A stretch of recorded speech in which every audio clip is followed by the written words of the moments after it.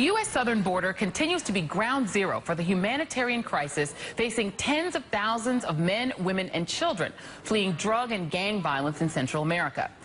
Every day, Texas Highway Patrol boats follow jet skis crossing the Rio Grande River, carrying smugglers and the families they've taken thousands of dollars from to get them or their children into the U.S.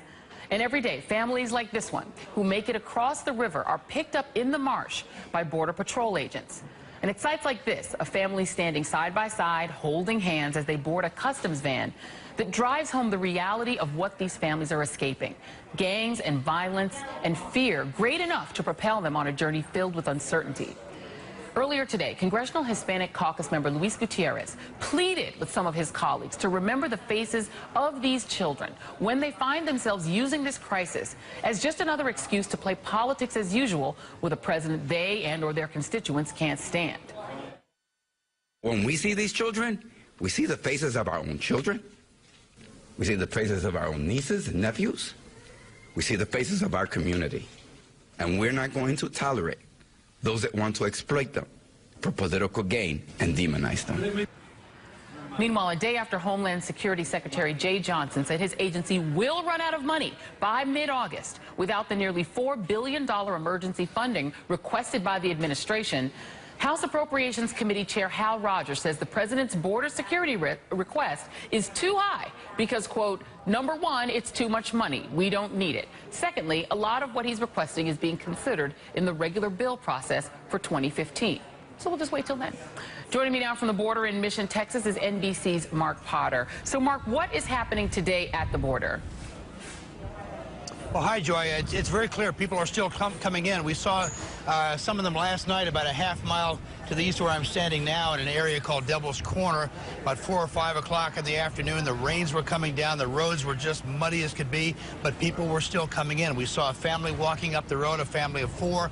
We saw a group of 28 getting picked up by the Border Patrol and brought through that muddy area to be put on buses to be processed. So very clearly, this is still an active zone, but the Border Patrol is saying, as we were talking about yesterday, that there seems to be a lull right now. Not as many are coming through as before, maybe 1,000 a day as opposed to 1,500 a day. We're also seeing this in the Catholic Charities shelter in McAllen, the temporary way station set aside for people waiting who have been processed, waiting to go out. Typically 50 to 100 families would be there now, just 5 there today. So it's quiet. Now the question is why. The big reason given by the Border Patrol is that train, the Beast, has derailed a couple of times, but we're now hearing from Mexico that it's back up and running again. So agents are saying, well, maybe we're going to have a busy weekend.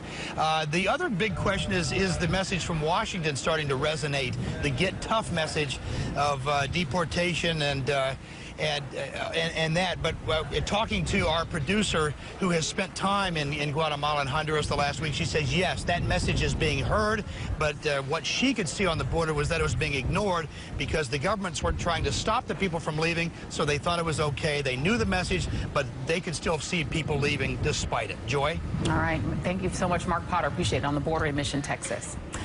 Now, we've heard a lot of talk this week about optics, specifically the optics of President Obama not visiting the border. But we've seen another version of that narrative develop this week, and specifically it's related to the politics of Texas Governor Rick Perry.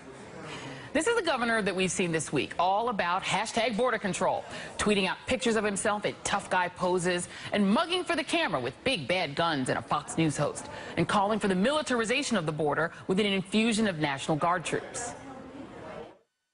When you add that 1,000 National Guard troops, the visual of that is what's so powerful. It's a deterrent. And that is what gets sent to Central America very quickly, is that, you know what, this border's not porous anymore. We can't just come across anymore.